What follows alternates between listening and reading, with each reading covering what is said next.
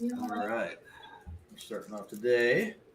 Jazz Cabbage Cafe with myself, Rick Thompson, and Latricia, who is not quite visible but has a presence here anyway. So I'm sure Hi, there hi. she is. It's okay. And before we get too much further, let's recognize our awesome. Give Rick just a second to finish rolling his joint and recognize our awesome sponsors. You don't have to wait for me. I'm up. Jazz Cabbage Cafe is sponsored by the Botanical Company, of course. Redemption Cannabis, of course. Really Solutions, of course. Detroit Nutrient Company, naturally. GrowGreenMI.com, long-term relationship there. Custom 420 promos featuring Culture Clothing. All right. We should be seeing some Jazz Cabbage Bic lighters pretty soon, so I'm looking forward to that.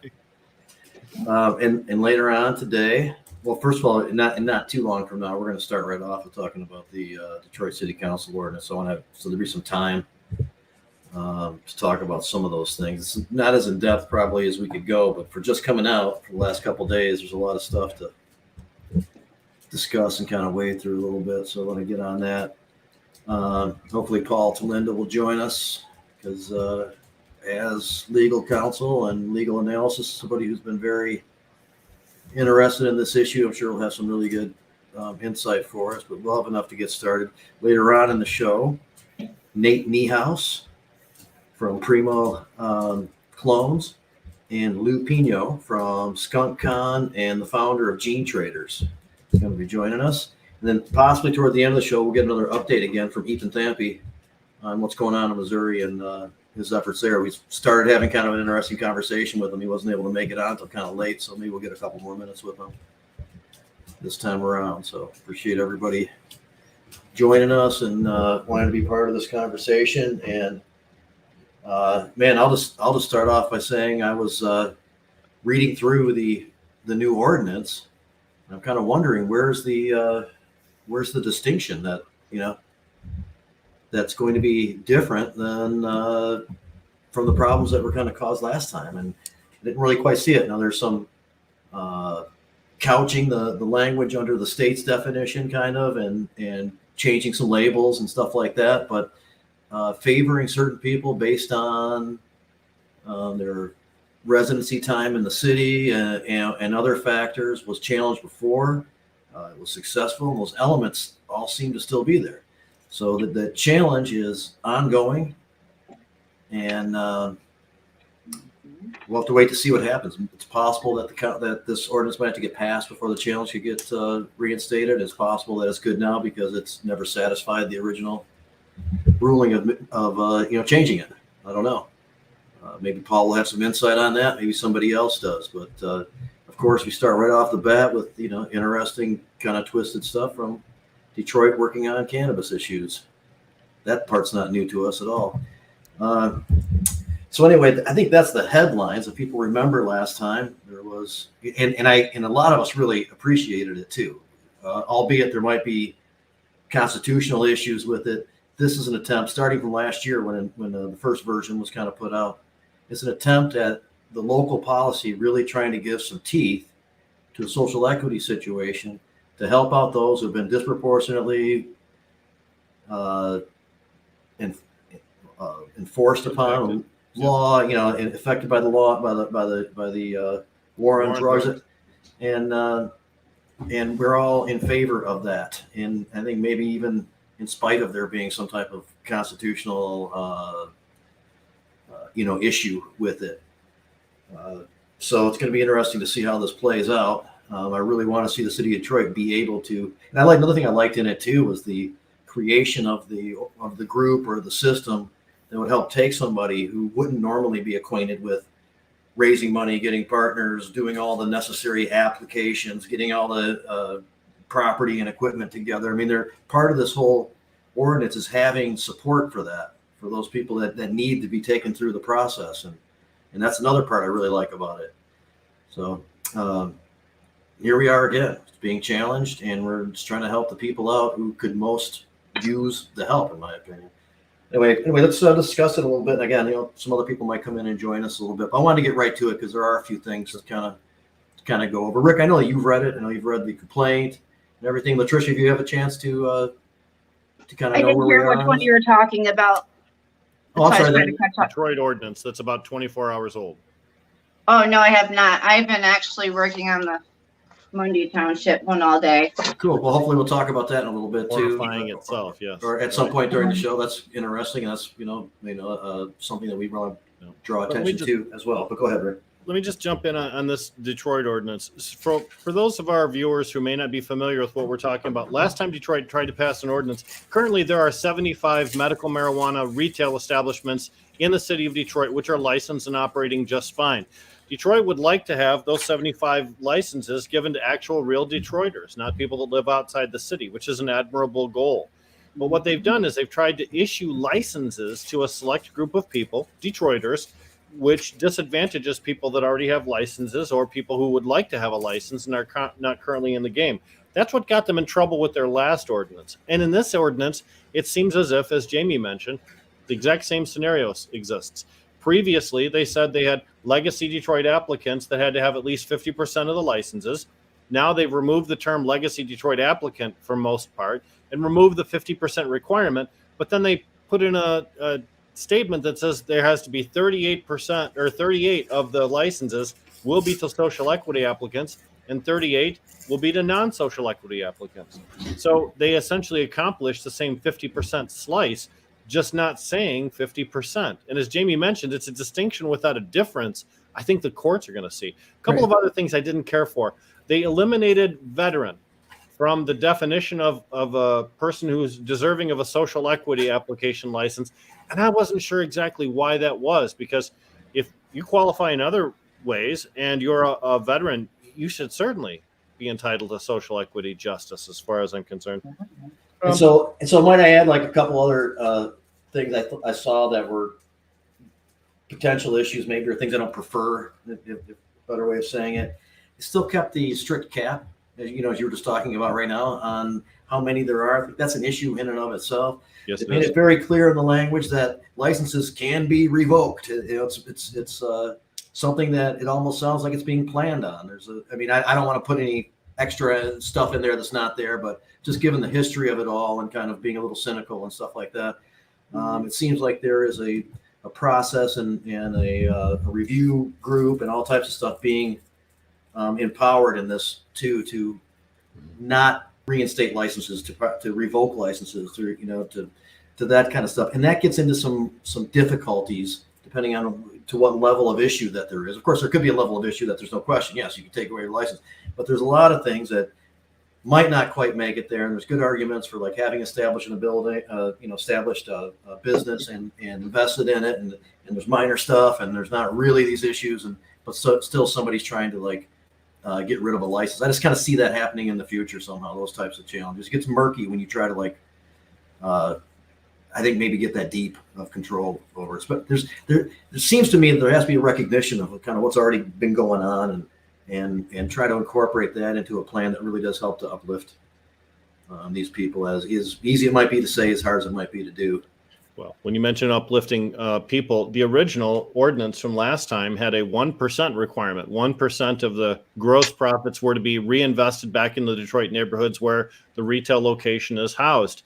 In this instance, they dropped it from 1% to a quarter of 1%, which really means that the businesses are giving 75% less than they were going to be required to give before. And I'm not exactly sure why that's an advantage to the city of Detroit. It doesn't seem like that.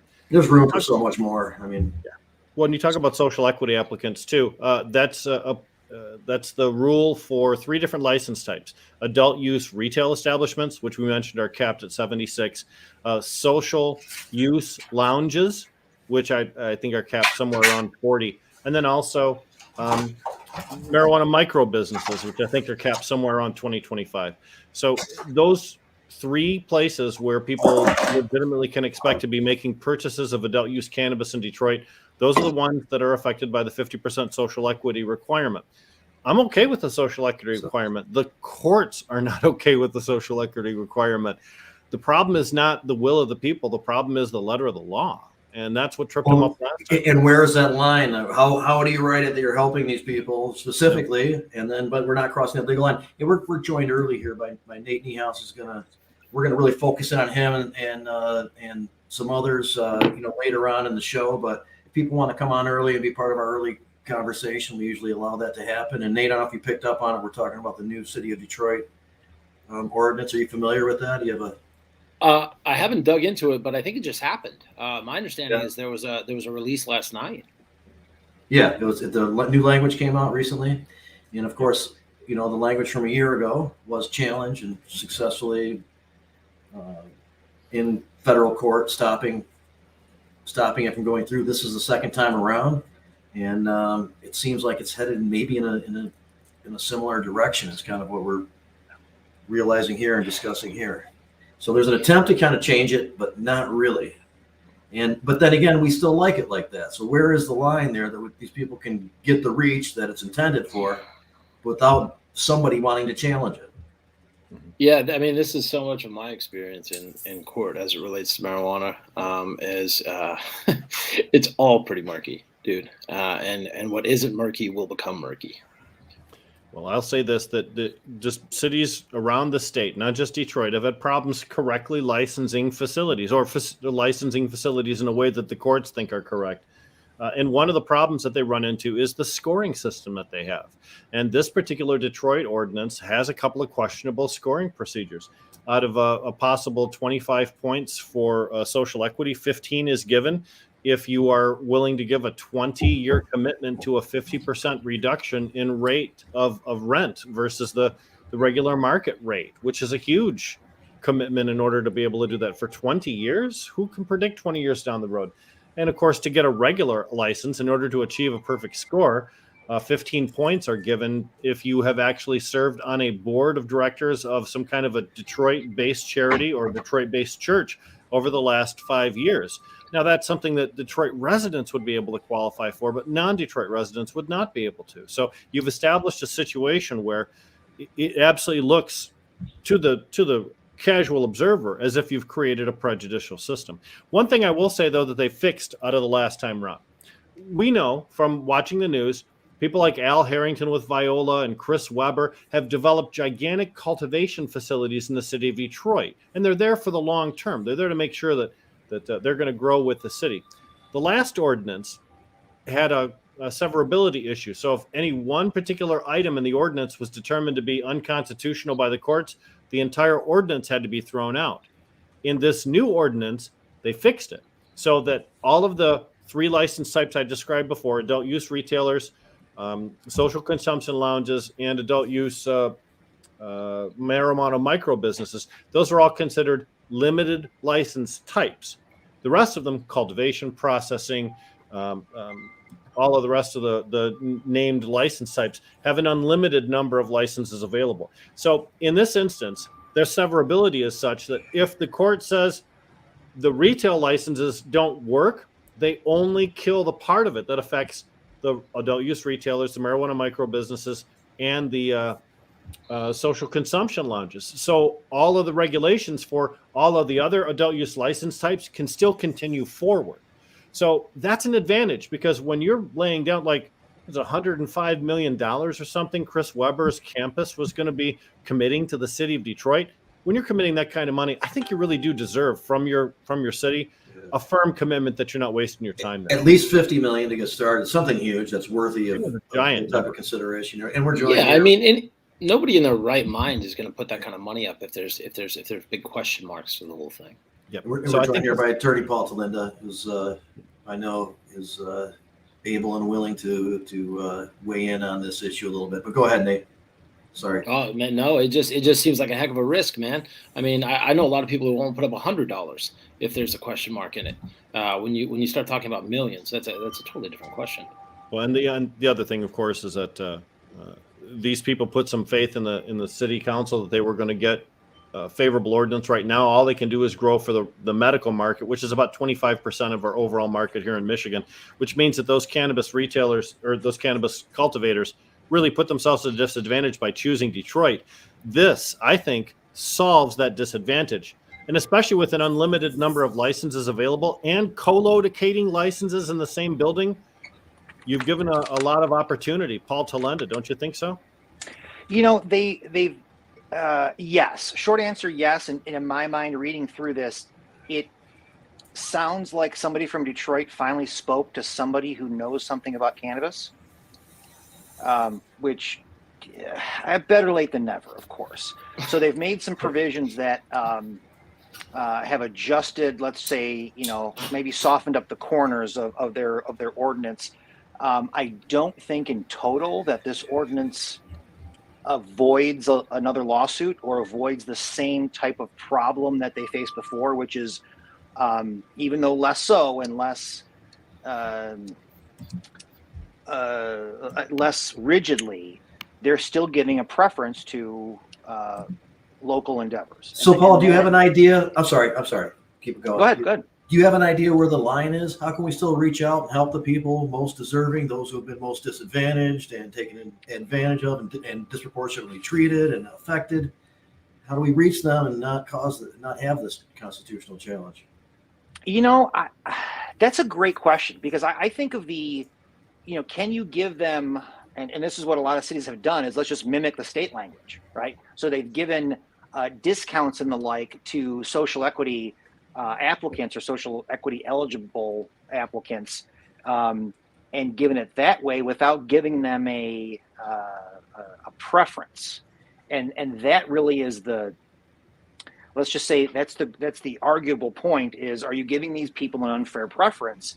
And that's where, this is a great topic for debate, is to say, how do you give them the advantage that's supposed to be there, or how do you give them the level playing field that's supposed to be there for social equity without calling that a preference? And it's going to be like everything else in these kind of situations, it's a fine line. It's semantics. How you call it and what you call it and how you treat it and what people think it really is really going to control the day. But really, it's the judge that controls the interpretation, though, right, Paul? I mean, it depends really on whose judge's desk this issue lands, correct? Initially, and then subsequently, and then eventually, right? Because we could get, like we've seen in a lot of these Detroit cases, where, whoever loses at the circuit court goes under the Court of Appeals, and depending on how the opinion is written from the Court of Appeals depends on if you go to the Supreme Court or not. So there's, that's not a quick process, and it's not a fast endeavor either. And I thought Detroit was trying to do the right thing by getting, let's say, controlling their own destiny by creating an ordinance without the court's interference. And they may have asked for maybe just a little bit more. But again, going back to how do you grant social equity without granting a disadvantageous preference? And again, that's something that out yet. Not Chicago. None of the cities have. No, and that's a dangerous part, is that if I kind of go back to social equity, if social equity was meant to just say, make it cheaper, right? Not to eliminate the barrier, but to reduce it or to lessen it, to make that hurdle more easy to clear by those who wouldn't be able to. That's okay. But how do you fold that sentiment into Detroiters, right? And again, I'm going to have to kind of look through the books on this one, because I don't think that there's a clean answer, because what we've seen so far is that this unfair economic preference for local participants, that's the basis of getting shot in the foot. That's the basis of every judge saying, oh, if you're alleging that, and if it looks like that on first blush, well, we got problems, so go home and figure this out. But I don't know.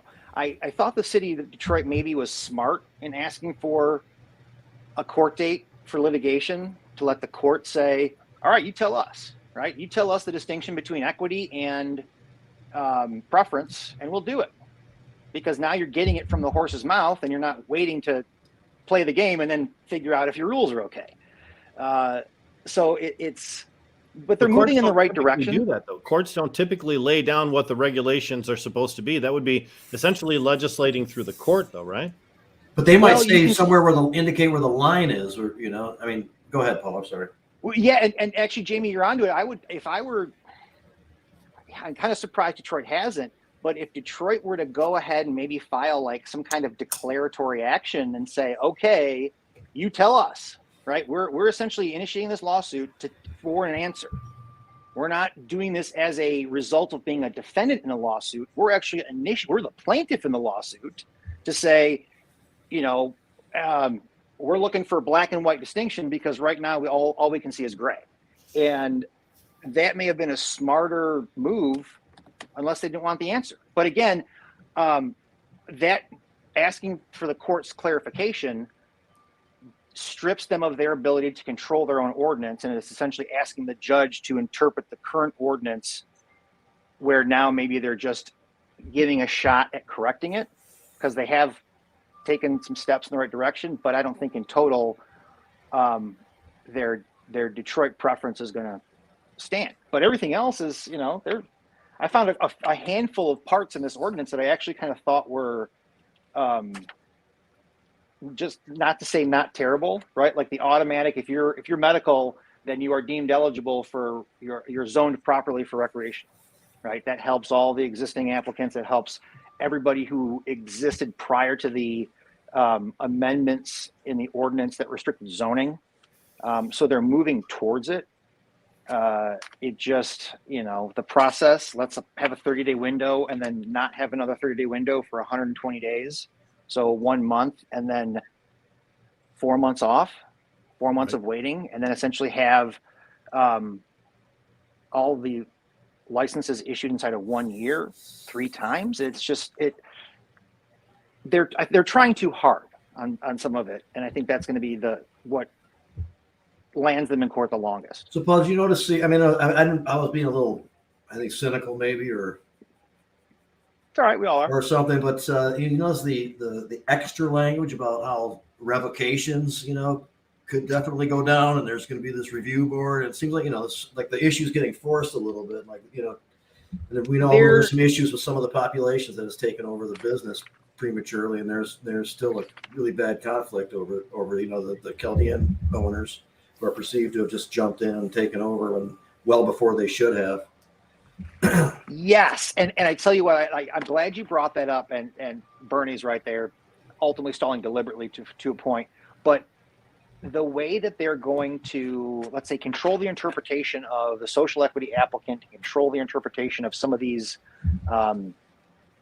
hurdles that they have that have to do with their temporary licenses and keeping those licenses. I don't know. Again, I think that's where Detroit's asking for trouble, right? I think, like you said, they're making it too complicated, right? The state already has a mechanism for losing your license. Why not just follow that? Keeping the limits also on these stores. There's room for so many more. It's already been proven. I mean, there's 300 in Detroit. They were all jamming at one time. And we're also joined by our future guest here, Lou, with Gene Traders, who we're gonna get more focused on with Nate, in a few minutes. But right now we're talking about the new Detroit City ordinance for adult use. And, you go back to Jamie, you talk about locations. The 300 were there because they weren't either at first subject to zoning setbacks, and then initially when there was an ordinance, you had the ability for a variance. And for me, that's always been the biggest issue in Detroit, is that most medical facilities that exist now are the result of a variance, because who's not 1,000 feet from one of the controlled uses or restricted uses in Detroit? Which would be churches and alcohol centers like bars and liquor stores. So and daycares, which could be a house in a residential neighborhood, which really throws that whole radius off. Yep. And so now, it goes back to the same principle, as to say there's like 47 open facilities in Detroit, and there's allowed for 75.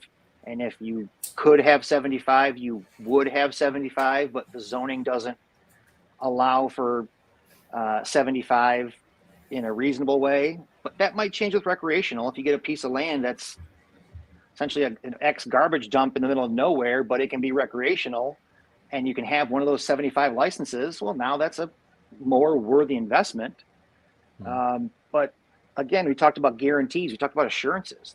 People won't spend money and haven't spent money in Detroit because there's no guarantees, no predictability. I mean, this isn't new or particular to cannabis, right? Dealing with city council and essentially being able to pin your success in business to how Detroit City Council treats you has always been a losing game. It really doesn't matter what business you're in. Yeah, but isn't the lawsuit currently actually like delaying everything? I'm sorry, what was that? Isn't the lawsuit currently like delaying everything?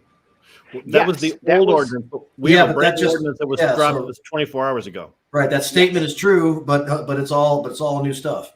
So And- now and, New a language. new set of And so now there's a couple things. And as I was just about ready to ask Paul too, so this is perfect. We only have a few minutes left here. So the last lawsuit is still trying to say, hey, you still haven't settled the problem, so this one shouldn't even go through anymore. And they're asking for an injunction before it even goes through the process any further. Somebody might say it would have to be an actual ordinance. It would have to be a real thing again before it's challengeable. And then even if this one doesn't work out, is there possible that other people might want to challenge or sue for one reason or another? Yeah, sure. And that's always the back door issues of all of this, is that who's really behind these lawsuits and for what real reason, right? Is there an intent to suppress the Detroit market? Is there intent to drag it out until people get things on their terms? There's a lot of speculation on all of that. But Detroit again is known for dragging their feet. They're known for not. Yeah, and it's funny because it must be something within the council chambers that prevents them from being able to accomplish anything of any real meaning.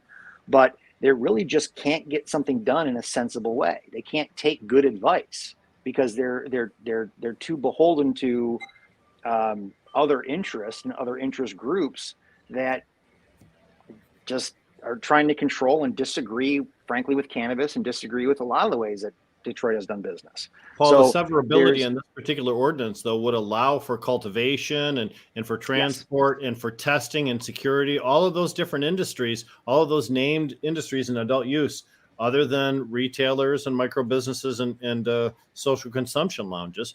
All of those would still remain with licenses, even if the court strikes down the part requiring the adult use retailers to have only 50%. So they fixed it from the last ordinance, and that really does seem like a step forward to me.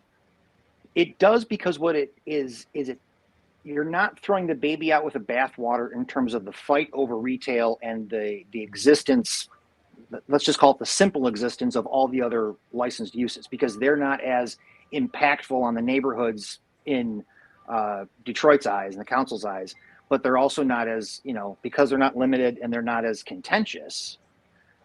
I read that saying, okay, Detroit says, okay, fine, we can have all kinds of other marijuana stuff, but if you're going to fight over retail, we're going to pull retail, which is a better focus. And that might fly, or it might, I don't know, it might work better. But again, leaving the growers alone, leaving the processors alone, leaving everybody but retail out of that equation is fair. But now we get into the issue of, when they pass the new ordinance, by implication, it repeals the first ordinance. Does that negate the lawsuit? Do they have to go through a process to say, okay, it's now moot because that ordinance no longer exists? I don't know how that's going to play out, how that's going to wrinkle out. And then we have this new ordinance that has to be in place and take effect and be heard, have public discussion, have all this be passed and go, into effect in the classic way. Only at that point, when that ordinance is in place, will all the non-retailers be protected, ideally, and they'll just apply like a regular medical. Just have the same thing. It's sad that there could be a situation, even in 2022, that's quickly, where Detroit cultivators are growing adult use cannabis, but the Detroit city is not allowed to sell any of the adult use cannabis that's being cultivated there, and you're forcing the Detroit cultivators to become essentially an export system where they send it other places. Not to unique. Me, that would be just a tragedy. It was, and that's unfortunate, because Warren was in that for a long time. But then if you think about, and this is you bring a good point to it, Rick, is that if you think about how many cities are full of everything but retail, right? And they, a lot of them did so deliberately to avoid any problems, any issues, any lawsuits, any contention, and any really, let's call it Main Street problems with the public. So they're kind of benefiting, but they're not advancing the state program. Hey, what are we looking out for next? We're gonna kind of move on a little bit, but where are we now with everything, and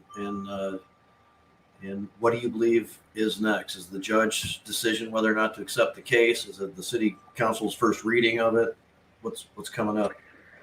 I think you have to have the reading of it for it to actually take place, because again, how could you sue on an ordinance that doesn't exist or hasn't taken effect, right? And then because again, you would lack standing until you prove that you were aggrieved by the ordinance, so you can't be aggrieved by an ordinance that doesn't exist. Right. So Just assume that they're arguing that it doesn't address the issue, so you might as well stop it now or something, or at least throwing that out. Well, and what it does is we're getting the indication that, there's a plaintiff out there no matter what, right? Even if Detroit gets it right, there's a plaintiff.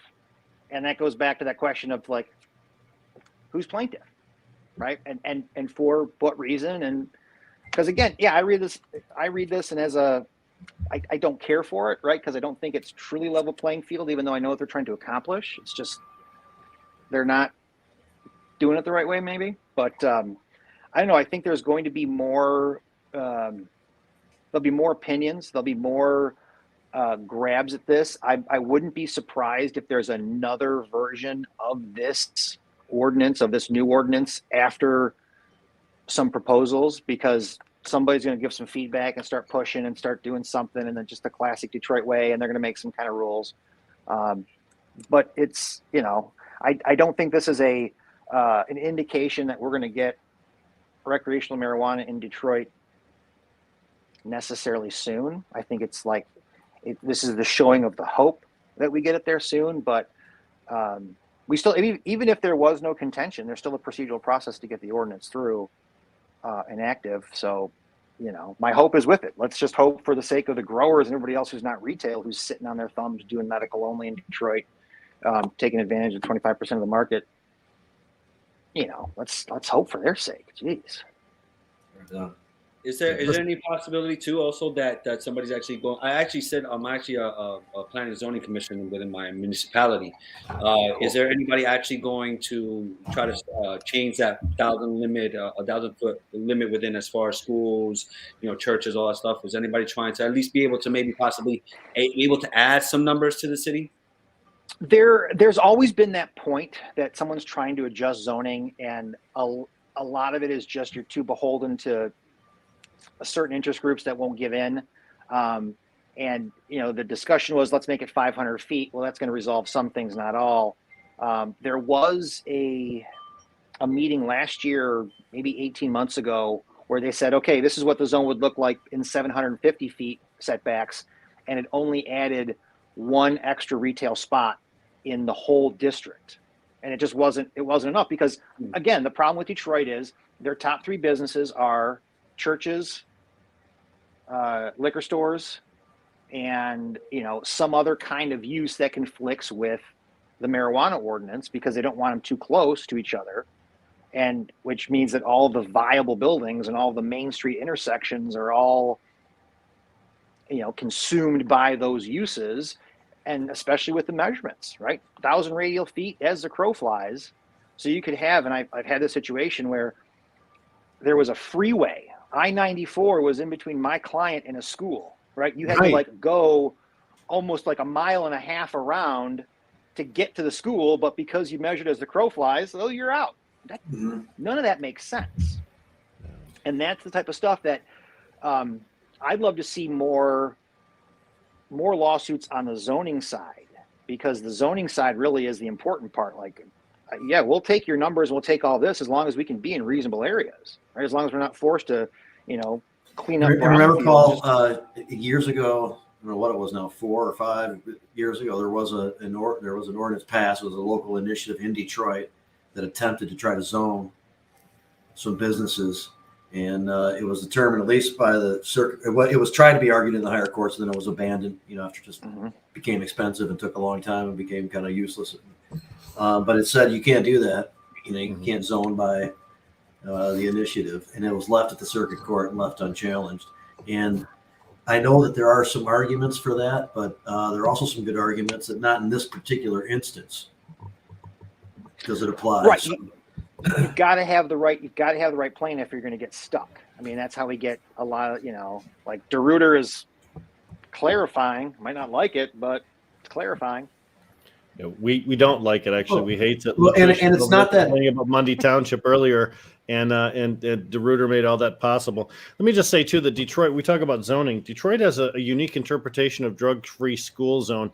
The federal government establishes a drug-free school zone, 1,000-foot buffer between K to 12 and things like that. But Detroit goes far beyond that. They included fire departments and home-based daycare before.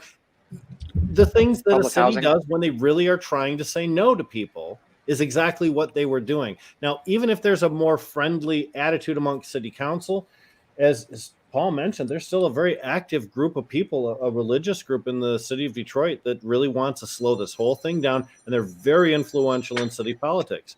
So no matter what the ordinance says, or no matter what the will of the people are, the powerful are slower to change. They really are. Trish, I see you're off mute. We mentioned DeRuyter. That's probably got you angry. Oh, well, yeah, I did read it a lot today, actually.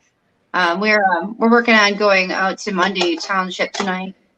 And one kind of has me a little stumped. So basically what I do when I go out there, because a lot of times just a lot of people on the board don't know anything. So I took the time to go through the act itself and kind of outline everything that's here that kind of matches up with everything that they have going on here, so that it was kind of, it breaks down a bit easier. This is a mess. I don't really even know what to even say.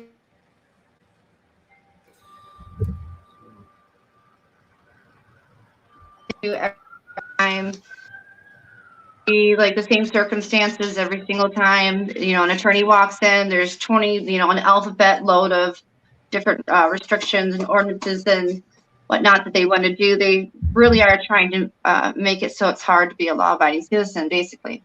Yeah. So I mean, and that's the other thing. When you say it's clarifying, that's a little confusing to us, Paul, because they didn't really make it clear how far that ruling extends. It was about a certain situation with the city having or not having control over a commercial building. But the courts really didn't paint the lines. They didn't. They didn't say what's unnecessarily unreasonable, They only clarified it for that certain circumstance and that certain position. And that's always the worst of it, because now we're left with the further interpretation of what the court said in that. And that's where you get into this whole, chain site, if you will, right? Well, we get into this said this, and now we have problems down the road. Okay, so one of the things that they said in this, and I thought it was quite interesting, is that they said that should a qualifying patient wish to dispose of any unused medical marijuana, any incidental amount of seeds, stalks, and unusable roots, the material shall be removed by a commercial drug disposal carrier registered with the United States Drug Enforcement Administration and or the state for proper disposal in a manner prescribed by law and regulation. And I'm like, is there one? Then I actually had to go look. My dad works in trash. I was like, what happens here? He's like, no, you're supposed to decompose it. You're supposed to just compost it. Like, they won't even let you take it to the dump. You got to call a federal agency to come. Yeah, like the DA come over to get my leftovers. Reach it with a grabber from afar. One of those. They sometimes have police stations where you can end up, amnesty, where you can end up actually putting your drugs. Somebody should end up putting like 30 pounds in that box or something, just to kind of like smell up their whole department. Man, that goes into, I don't know if that's behavior that they can regulate. Well, these are all overreaches, man. You've heard all these different versions of them. They've got so many weird things that are coming out of that. That's why it's, yeah. Somebody's going to have to be challenged. And I mean, what I understand is, and this is how I'm going to look at it when I get there, if there are any conversations about it, I can tell that they're really, just based on some of the things they have, they're one of their concerns are making sure that none of their properties out in the residential area becomes a grow house. You can see that by, it just says owner occupied, but I had to point out to them that it could be leased or rented as well, unless the landlord says otherwise within there. They were, we were just out in Arbella last week, and they were saying that nobody or under the age of 18 can use medical marijuana. And this was their attorney that told them that. They've tried that in other ones too. You know, the Yeah. minutes are so blatantly more restrictive than what state law allows, and so blatantly challengeable. They're just trying to push the envelope everywhere. And you know, Well, and Yeah, on I might the stumble a on the little bit, business- but I'll get there.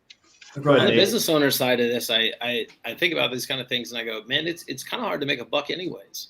You know, by the time you put all this money into a facility and you get everything going, you got to pay these insane taxes, and you got to pay this and you got to pay that, and at the end of it, you got to get some kind of specialty service to come and take your stems and stalks away, right? Mhm. Like these things become very restrictive from a business owner's perspective. Like, why do I even want to get into this business? I'm not going to do that, right? Like, there's better another places to go place to spend do the my money. business. But Yeah, that was there's saying that 100%. Like I can go anywhere and do this. I don't need to do it there. Patricia, what, did you Especially- say that was extra, like stuff that just a patient had? There was no like specific commercial. Well, they have it separated by Yeah. patient and caregiver, so it says the same thing for So they want patient and somebody to come to caregiver. your house to take your. If you don't want to, if you have one joint too many, you know, this a federal Well, maybe agency to come to your unreasonable. house and pick it up and bring it and take it away. I know some people will Right. set up an 800 number for those extra joints if you're actually. Yeah.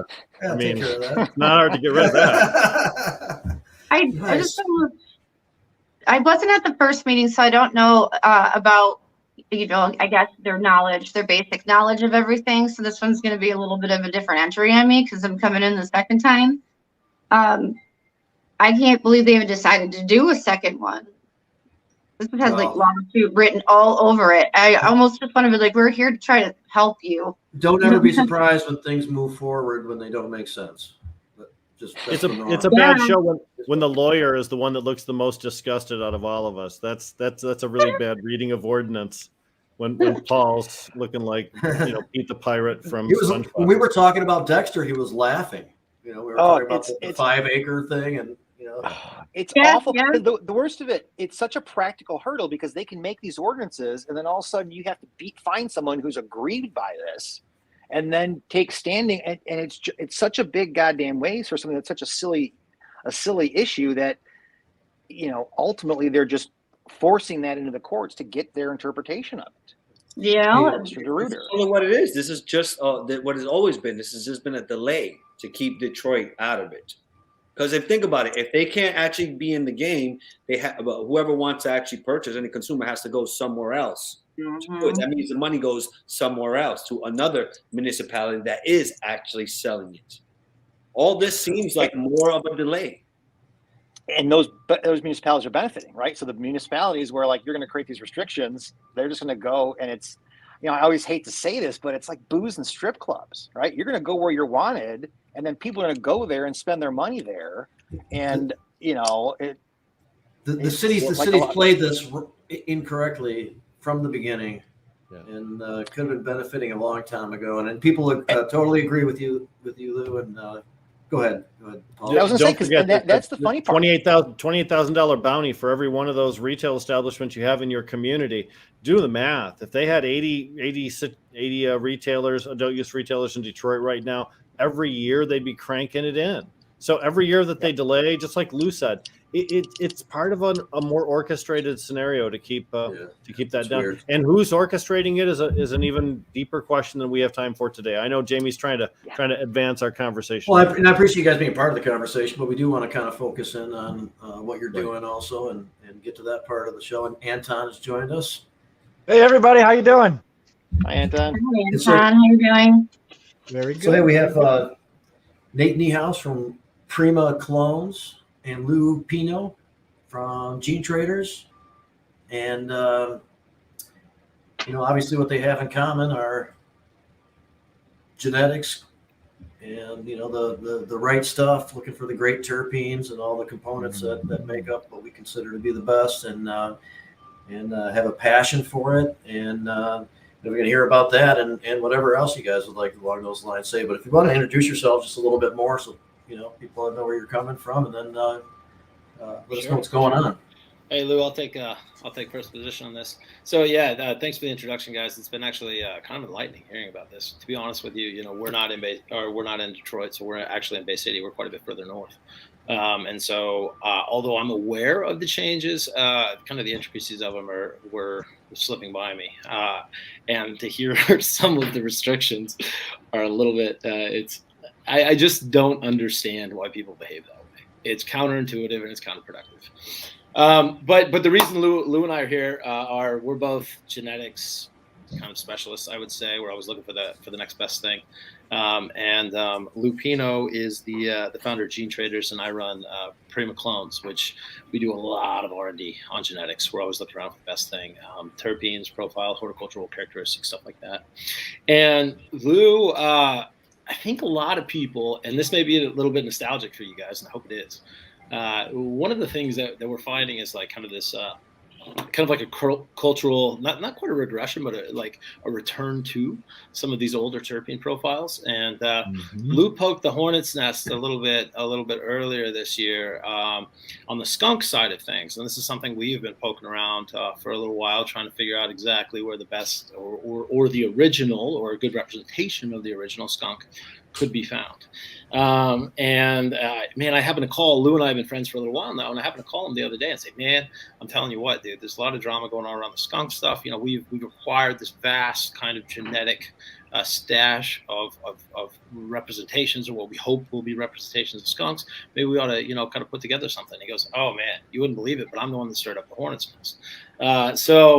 One of the things that we're doing is we're undergoing this skunk hunt in which we put all these genetics together in a very similar, if not the same, environment, and then try to find a good representation for it. And then Lou Pino happens to be kind of on the same track here, and I'll let him talk about his project. So my name is Lou Pino founder of Gene Traders, and my Gene Traders is a genetics platform to facilitate the spread of genetics, either for dealing with commercial or personal or medical. We're always encouraging everybody to start with great genetics. And we believe that even from a production side, having stable genetics means that's a good production when it comes to harvest, making sure that it's not disease-free, so on and so forth. And also on the medical personal side too, that you end up actually cultivating something clean that you can end up actually taking as medicine for yourself. So we always end up encouraging, like growing your own tomatoes, growing your own weed as well. But when you can't, make sure you go to your cultivator. That's why we end up me and Prima with Nate and actually end up doing a lot of back and forth, because we take that conscious step to make sure that it ends up being clean, because it all starts with that seed or little baby plant. And then the rest of the industry happens, along with legislation, along with regulations, along with that 500 milligram cookie comes after. So getting the very beginning is very crucial, making sure that we are very, diligent when it comes to our research. Because some of this old genetics that we were talking about, like examples, skunk, is things that are partially nostalgic and also having medical properties. So doing this research now, getting the terpene profiles, actually, recording all this data so we can end up comparing with other people, doing the actual scientific method over and over and over again, make sure so we have that level, is just the crucial work that we have to do today. It was funny, we were talking about, before I actually jump on this, I was actually on a conference call with a few people from Detroit discussing this exact thing. So when I turned the stream on, and I'm like, I was literally just discussing this. I mean, like, unbelievable. But, because you're talking about dealing with cultivation in general, right? In some spots, they could have put in an ordinance that you can't home cultivate next to a church or like that, regardless if you have medical like that. They can end up actually taking that extra step to do so. So keeping track of legislation, how it's going up and down, is something that we do very often. So have you spoken to? So now the skunk thing, right, is very interesting, because where the time frame that it came from and who's claiming that it actually had it or brought it over or created it is it's very hazy. Nope, pun not intended. It's not. Yeah, good word choice. So the general so far is the actual skunk was pre 1982, not skunk number one. Skunk number one the breeders actually bred out the skunky smell out of it because it was causing too much problems. So it actually has a floral smell after 1982. And even still, it comes potentially from 3 different companies from Amsterdam. But the thing about it is, right, what they call skunk in Amsterdam, it's a little bit hard to say because they don't have skunks over there. So what do they know what skunks actually smell like? Now that's a weird but true thing. They actually don't have skunks over there, but the cannabis is named after them. Right. So what it meant by skunk ends up being a bit more like what he meant by the actual smell, which is, it smells kind of skunky. Like he just meant like it just smells like dank, but not referring to that it actually smelled like a skunk. I actually had this conversation with Adam Dunn the other day about this whole thing. He's like, oh, blah, blah, blah. And he was like, yo, when he went over there, he's like, wait a minute, that's not what a skunk smells like at all. Well, so I have some questions, to Rick and Jamie and the people that have kind of been in this place for a little bit. I mean, surely you guys have some idea of skunk from back in the day. And then when did you guys feel like it went away? And have you guys been able to find a representation of it since? I've not really been able to find a representation of skunk, not that I remember from. I remember having some skunk in the early days of Big Daddy's, which was 9 or 10, which was pretty skunky, Yeah. but I haven't seen anything since. And to be honest with you, prior to the regulated market, I would never trust any of the strain names you got on anything you got from people because it was changed 3 or 4 times for marketing purposes. Whatever they thought was gonna sell. If you're selling to a woman, call it Pink Elephant and she'll buy the whole thing. So, that's why it's moving to NFTs with the packs too.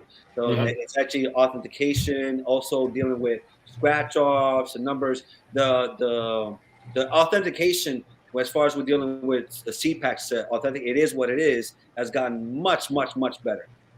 So I remember one of my last memories of it is actually having, some decent cannabis on me, probably 2007, 2008, standing in line someplace at a bank or somewhere, and somebody complaining, of the skunk smell.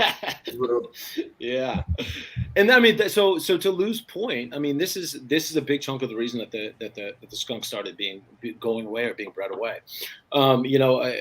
Someone just popped up. There we go. Adam Brook was popping into to say something. He can come on here, but he chooses to do it like this. That's yeah, okay. Fair enough. But so in Mendo, for example, and this is just kind of one variation that the skunk line went. It went a lot of different places. There's this kind of like Virginia, Kentucky skunk, which is different, and then there's this roadkill skunk, which was often in the Mendo areas, and all of those came from kind of the same lineage, which was typically overseas.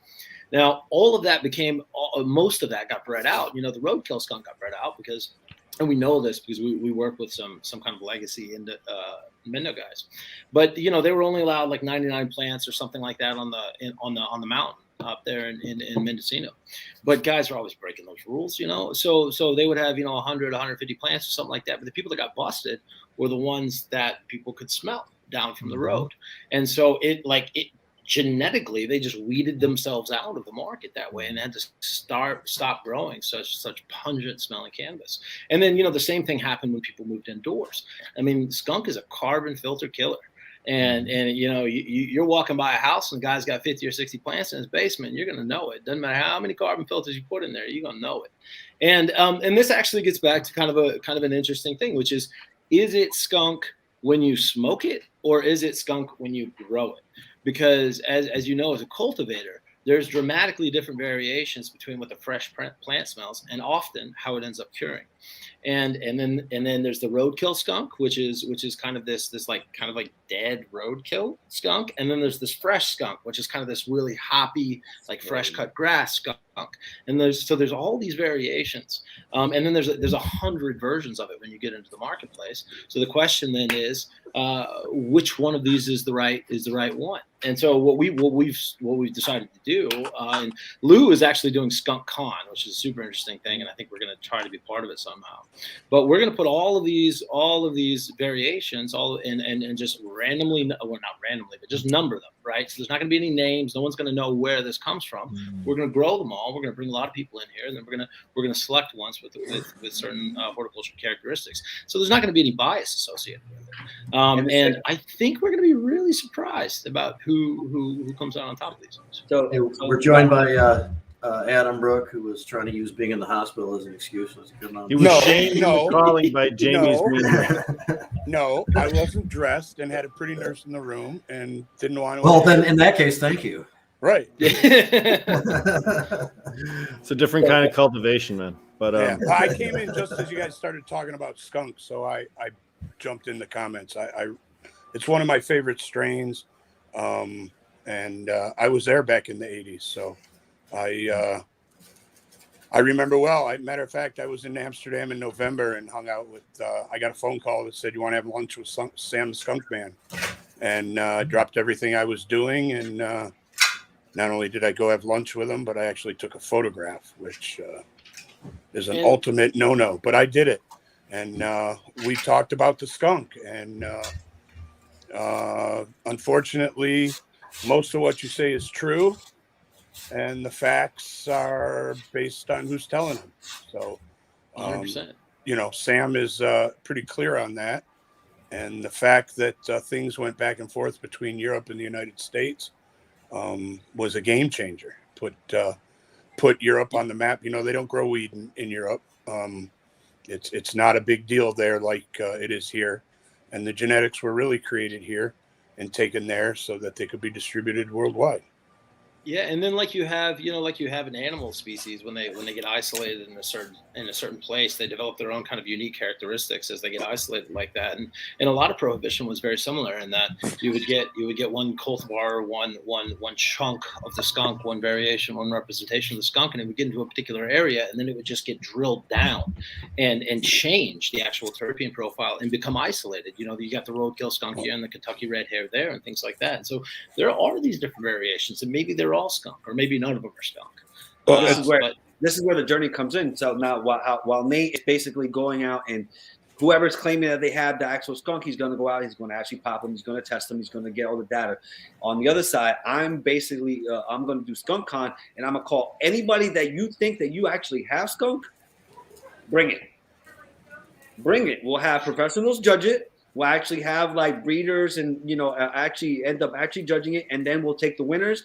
And then we'll test that as well and actually start getting the names as to which ones are still carrying that skunk smell lineage within what's out there currently and what has actually survived over time, potentially dealing with genetic drift and making sure that, from what it came from. And actually, too, at the same time, more importantly, getting more of the story.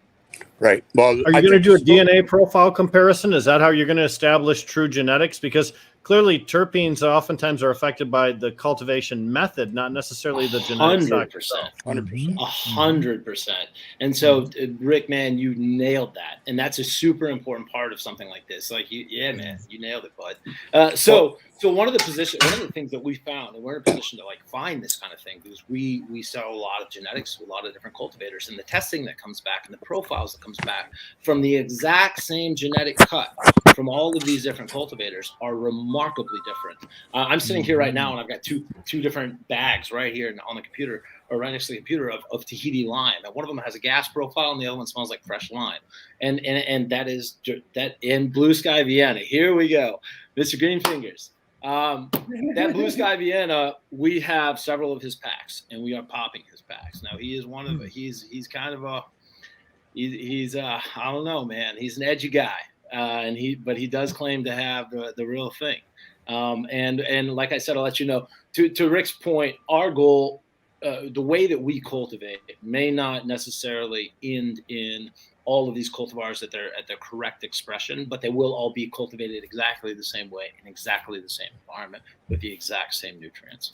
So within the scope of that, we will find, or we hope to find, some representations. Wow. Nate, I got a question for you. So correct me if I'm wrong, though. We're almost kind of seeing a renaissance like you were saying earlier, going back to these old school, like for example, I'm running the Steve Berger cut of Bubba Kush. Like I'm a big Bubba Kush fan, right? And I like, love that. hell yeah, right? But Yep. what my question for you is, are you seeing the technology such as, you know, tissue culturing and these other kind of technologies that are emerging? Do you think that they will play a role in helping preserve these old school genetics? Like, Without we didn't a have doubt. these things That is before. the strongest kind of tool that we have in isolating and then preserving genetics. You know, I mean, we're getting into tissue culture. I'm building a lab right now. I just got trained on it. I'm relatively competent in it, although some of my guys are a little bit more detail oriented, so they're a little better about those kinds of things. But that is a very scientific and very bordering on tedious process, but it is incredibly powerful. And we're able to put genetics into stasis, you know, in these little bitty test tubes after we've identified and all this. And then, so I can hold 10,000 genetics in what is effectively a closet. And that makes a huge difference. It seems like that it's like we're bringing back dinosaurs, right? Like 100%, the old man. school. But I think technology is, because people don't appreciate, everything is runts and cookies and these hybrids, that we've gotten away from the old school essence of a lot of what the old school bud was about. And And preaching to the choir, and we've been breeding and selecting so hard for high THC percentages because that's what the market's paying for, and that has completely degenerated modern cannabis into just this THC race, which is one of however many hundreds of cannabinoids and terpenes, and arguably it's not even really the one that makes that much difference in experience. But that's the Americanization of the marijuana game. I'll try to That's not simplify the it. case. This is why, It's not the case anywhere else. More, better, Matter of higher, fact, faster. This is why it's up to us to make sure that there's like this. Not us, generally just gene traders, but us as cultivators to make sure that we actually end up supplying your variety of genetics, right? The resurgence of some of these old names ends up being because the East Coast is actually online, coming on as far as the legal states on the East Coast. Now, they're thinking back in the day, I love this type, and now they want to cultivate it. So now they're searching for all these types. We ended up doing, so we were talking about it last year. So at the beginning of this year, we ended up doing PIFCon, which ended up being for a search for a specific type of haze, which ended up being within the New York region with the Tri-State like that, which went phenomenally. And after that, we ended up announcing SkunkCon in search for skunk, or these more of these old school names that have made like a significant mark within the cannabis history, to actually bring them back and actually put them into circulation again, to not be all cookies. When you find sour diesel, let me know, please. I've got it right now. Oh, I've got it right now. New York sour diesel. You know which one? AJ's cut, baby. It's AJ's cut's the real deal. The West Coast and the East Coast, right? There's the West Coast of diesel, but it ends up being, in my opinion, ends up being between AJ sour diesel and East Coast sour diesel, and which basically means it's just like two different phenols. Same thing like skunk and roadkill skunks. That's right. Well, and that goes back to G13 as well, right? You're talking classic, like old school strains, and who the hell knows if we've ever really smoked G13, right? It could have been what was lemon haze was what they were calling it back then too, right? Yeah, so the only way to really know is you have to talk to the cultivators or breeders from back then, because they're the only ones that have actually. Oh, I know exactly. Yep. So this is why I've been plundering up and actually reaching out to these stories from the older cultivators where we're doing it back then in order to get that first-hand story, that first-hand knows. The olfactory system doesn't forget, and those guys know. One of the things I'm real into is the fact that like the strain hunters are into landrace. Now, being American, we don't have landrace weeds here. Of course, being Americans, we don't have very much original stuff, but that's another story. But in the rest of the world, they're known for their local landrace weeds. Absolutely. And some of them don't have names. You know, I've talked to people all over the world, and, you know, when you go to certain countries, you buy what's available, and it's the same strain that's been grown for generations. There is no new strains being brought on board now through not breeding, because they're not really breeding, but through the life cycle, things have changed over time. But it's still landrace. Nothing has. It tends. Yeah, you nailed it. It tends to be in these local regions, and it's very similar to what we talked about, where one of the skunks went over to the West Coast, and one of the skunks went over to Kentucky, Virginia. They tend to in places where it would be considered a landrace. The environment does the selection for you, and it's open pollinations. So it's year over year. It's which one of these actually kind of survives, and then to further kind of concrete the value of land races, we've dramatically watered down the gene pool here in the United States, doing things like chasing these kind of sweet or fruity or cookie or whatever it is things. And one of the ways to reinvigorate that gene pool, and this is a scientific fact, is to bring back in these landrace strains, and they mix it up just enough to give you some of that hybrid vigor, to bring something back to the cannabis. And I think one of the coolest things that you learn from landrace strains and landrace people is their methods of cultivation, their method of curing. The coolest thing I ever smoked was the Malawi Gold.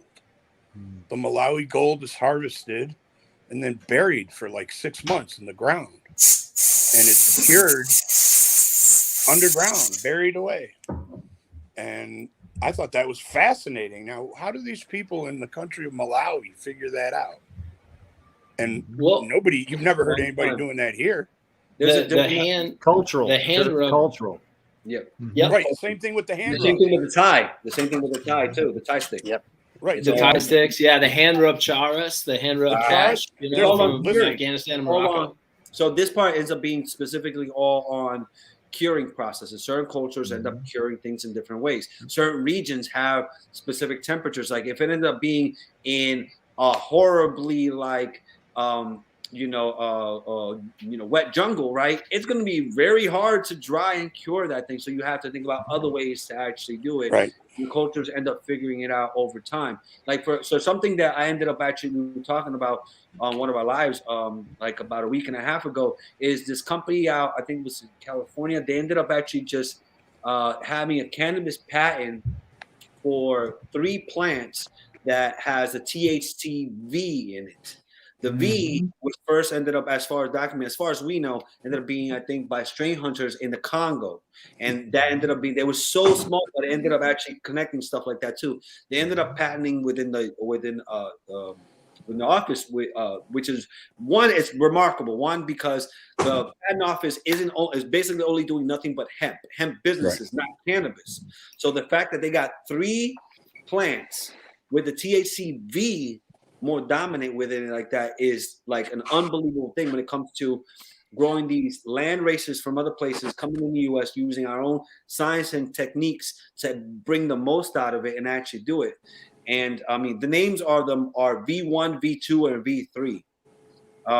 I'm really interested in, again, bringing in more of those older ones to actually get more of these different type of cannabinoids and actually studying them again for the science. But we need to be able to grow. We need to be able for everyone to grow. Like you guys know that program about citizen scientists, right? Well, we need more cultivators. If every home cultivator ended up actually being able to test it and actually end up adding to the database to be able to get more of the cannabinoids and what they could potentially end up affecting like that, that would be great. But there's too much infighting for all that stuff too, and stealing of genetic patents as well, and stealing of seeds, because again, it's hard to patent your genetics. So what happens is, and it's been happening today, is corporations are stealing other breeders' work. They're working on it for like 10 years. All of a sudden, a big company could come in there because why? You can't protect yourself. Right. Yep. That's patent and trademark you're talking about there, right? And really, patenting and trademarking strains essentially comes with DNA identification, eh? Yes, it does. And one of the larger companies that were in that space was Phylos Biosciences, and anybody who knows anything about that particular debacle understands that Well, I don't want to. I'm not going to go too far out on this limb, but there was a lot of indications that, in fact, when Phylos was claiming to just be genetically fingerprinting, they were in fact taking the genetics. Yeah, and so to growers, in their defense, there's also like this super skeptical attitude about sharing any kind of a genetic anywhere once you've been working on it. And I actually respect that skepticism, but it hardcore works against us as a community. But that whole protecting genetics predates even the regulated marketplace, right? I mean, back in the day when you had the super primo, you just didn't give up the Perkins cut. That's your moneymaker, dude. That's your moneymaker, right? The difference is the cuts went from $1,000 a cut to $50,000 a cut because of the regulated market. Yep. I mean, I can't tell you how many guys I know that flew to California with a duffel bag full of money and flew home with 2 cuttings. And I'm flying to California tomorrow. Right. I'm not going with a duffel bag full of money, but it's the same purpose. Well, I'm sure you got credit, Nate. The point is that these guys in the regulated market, they knew that spending $50,000 or $100,000 was easily recoupable. Back in the days of the illicit market, or whatever you choose to call it, you knew you might get busted tomorrow. So to spend huge money, never made any sense. $1,000 for a cut seemed outrageous back in the day. Yeah. Outrageous. Yeah. Yeah, and to your point now, and so it's all we've done is really change scale, because now what you're doing, on our side of things is we're just constantly hunting, pheno hunting, and we call it unicorn hunting, internally here, because the goal is to find this one thing that has exactly these particular properties and then figure out where it fits in somebody's genetic library.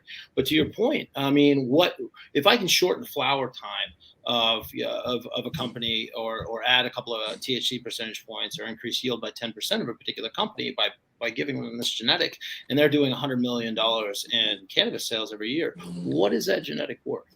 It's worth a lot. Well, a lot the more problem is not just that too, but adding that too. Let's say now too that you're adding to, first off, you're adding the time and effort that actually took to hunt it out, and the second part is, if let's say we ended up finding a strain that's actually hops resistant, how much is that worth? Or PM specifically with outdoor cultivars. I mean, that's one of the things we hunt heavy here, is because Michigan has such a short outdoor growing season, and we it's don't so have wet an outdoor and so growing cold season. at the end of it that I might surprise you, bud. No. I got a couple things up my sleeve for that. My point is, when you lie to people and tell them we have an outdoor grow season, they try. Oh, fair enough. And then come to Prima if you want to grow outdoors. Right. That's right. fair. I mean, Michigan, I just said this last night, they used to tell me that Cali had the killer weed. Well, it's outdoor that's so killer out in Cali, because Michigan always had top shelf indoor weed, partially because the genetics were already here, because they were being shipped out of Michigan when they were ordered through Amsterdam. So we discussed some of this on Medical Mondays last night. What was the name of the guys that were on there last night, Adam? The Mendo Dope Boys were on. Oh yeah, I know. Yeah. And they were talking about some of the stuff they'd grown over the years. And I mean, that's the thing about, and people are selecting for their environmental parameters, right? So Michigan's been selecting for cannabis that can be grown indoors, typically often with a short ceiling height, because everything was being grown in basements, right? And in those environments, it's a different kind of cannabis, where Mendocino County is selecting for these giant plants, right? That can do well in their 9-month outdoor season. So there is some selection for environment there, and it is my opinion, and I think this comes. I think I'm somewhat qualified to say this, that Michigan produces an incredible amount of rock star genetics. I mean, we are a powerhouse on the genetic front. We absolutely are. And listen, as a genetics expert, having a whole event and platform, I literally travel the country. Different breeders come to me from all over the country. I travel to different parts of the country, and I can definitely say that Michigan has one of the dopest genetics around. Because something too that I ended up actually finding with the culture is that they like a lot of hash. Right. Who has and rosin has. So Mhm. they breed for heavy trichome and heavy, like, like just production, which is amazing naturally because they did it because of their environment, because it's amazing to make bubble hash outside in Michigan. But this is why it's kind of just like that. So same thing ends up being with the smell, with dealing with your outside environment. For example, when we go back to the skunk, Puerto Rico never grew any kind of skunk because they ended up doing it outside, and there's no skunks in Puerto Rico. Right. You can tell they can find you. So they ended up leaning towards the mangoes, the pineapples, much more to the sweeter side. So when you go down to Puerto Rico, it's always much sweeter. Actually, they're changing now because they're getting the hands on, because they have a medical market. But same thing going with Virginia and California. I think California, honestly, has been spoiled. Everybody's like, oh, they have the best growers. I'm like, it's really easy. Like, I don't know if I can give you that much credit. Somebody from Michigan or New England has a much harder time cultivating outdoors or indoors than anybody in California. And Right. that needs to be recognized. Well, and that's part of the issue. I like to tell people that, weed grows to its least limiting factor, which 100% of the time will be you. Mhm. So Yeah. if you can give Yep. if you can give the strain, whatever strain it is, a well-balanced meal and all the nutrients that it needs in the proper environment, it should grow the best that it can grow. As soon as when we went from the illicit market to the legal market, or even the pseudo-legal market, and people thought, hey, I can do this, all of a sudden people who couldn't grow a house plant were trying to grow weed. And they actually didn't do so bad at it. But the problem is here in Michigan, and again, I've been doing this since the late 80s. And as a well-known individual, I was invited into grow rooms when many people were hiding out. And I met many, many, many high-end, very skilled growers 30 years ago. And of course that spoiled me, but it also showed me that Michigan had many more of those guys than Cali did at the time. Yeah, and to your point, and for a slightly different environment though, like Cali's guys are remarkable at throwing a bunch of cow manure on these cultivars that grow giant, and then tending to these giant trees of cannabis. They're really good at that. We heard 18 pounds last night. Wasn't that what we heard at the Mendo Dope Boys? They're working on pounders the tallest plant of all time. They said they get skeptical when he says 25, but they do 20 regularly. Right. Yeah, did they talk about how the city ended up changing the ordinances for specifically because of them? Yes. We talked all about it. When they first told me that, I was like, "You're lying." He was like, "No, blah blah blah." They literally they grew too much, and they literally made them the plant count go down. Right. I used to own a grow shop, and I used to explain to people that in Michigan, if you have the opportunity, you want to grow as large a plant as possible. And people would be like, no, I'm in my crawl space. I'm in my basement. I'm in this. I'm like, no. Park the cars in the driveway and use the garage, because the reality is the felony for one little plant, right, counselor? The felony for one little plant is the same felony for the plant produces 4 pounds, 8 pounds, 10 pounds. It doesn't matter. So you might as well produce as much as you can off of grow bigger plants. It took a long time for people to understand that. Unfortunately, now we've gotten to this market where they hire these people who have done these home grows for 5 years. And of course, that makes you an expert, I guess, now. And they give you 1,000 plants and a 400 light system. And you aren't supposed to scale up your abilities, except nobody told you that gardening, or weed gardening specifically, doesn't actually work that way. And, my buddy who used to spend 8 to 12 hours a day in his grow room, who produced super silver haze, as big as my forearm, probably provided 10 centerfolds for high times over the years with his crops. Totally awesome, bud. You can't touch that in the regulated market because there aren't people spending that kind of time with their plants. Mm-hmm. And the plant doesn't need a friend. The plant needs someone to maintain it. The plant needs somebody that knows what they're doing, that knows how to defoliate, that knows how to, crimp and do what we do, you know. The plant's the dumbest thing around, and it just does what you make it do, but you got to know what you're doing. Because the plants take to scrogs and super cropping. When we apply cultivation techniques of a higher level now, the plant absolutely responds. So what you're saying, Adam, is absolutely true, that how you treat the plant is how the plant responds. You know, I was always a big sea of green method.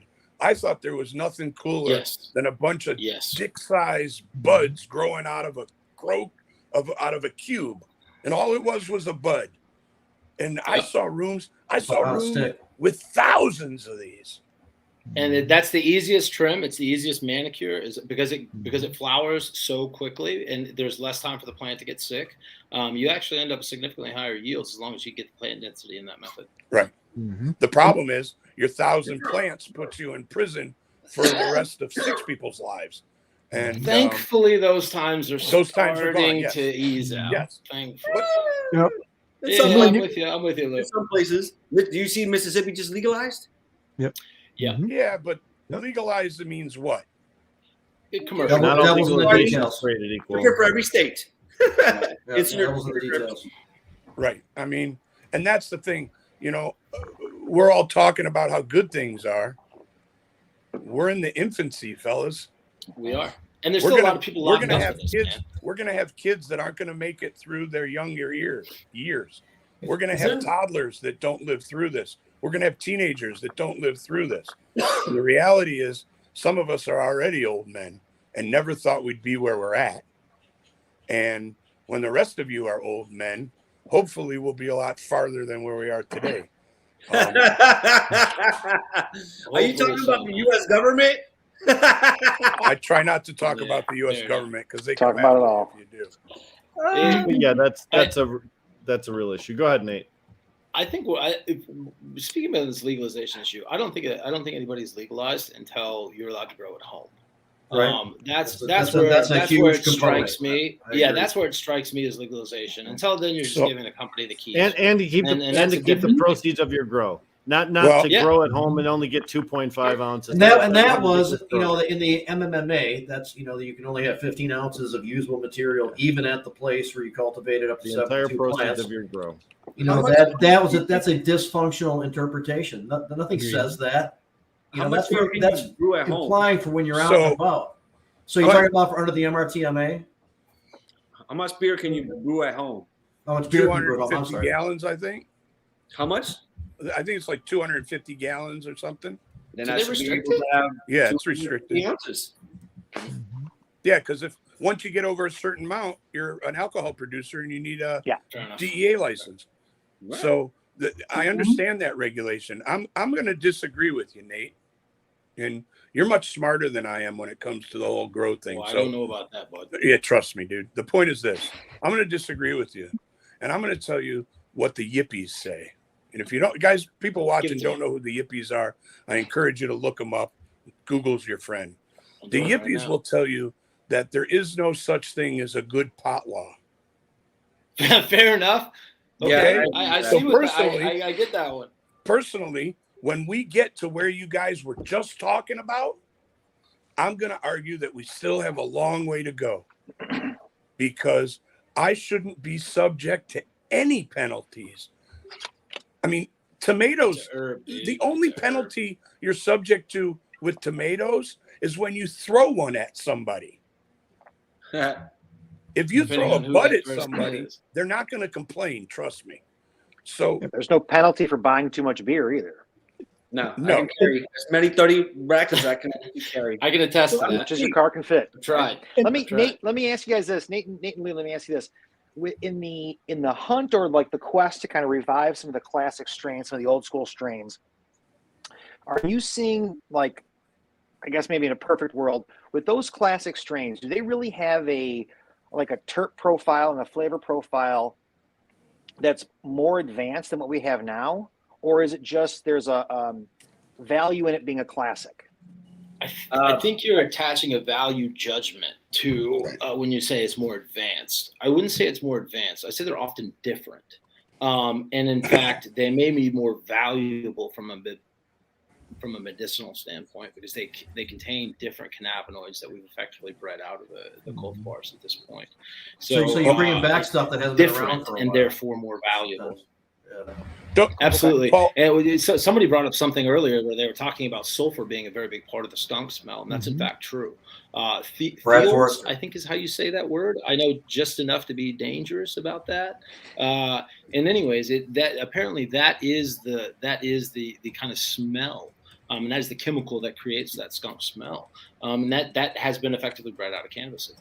And there's Paul, something very important actually about dealing with the as far as the genetics and coming back, because what's actually happening now too, and we see it heavily, is you see a lot of the same names, a lot of cookie. Nothing against cookie, but it's just too much of it, and it just kind of like just stales out kind of the gene pool within like that too. And if let's say there's something that attacks that specific type of cookie genetics, well, if everything's crossed with it, everything's in peril in a sense.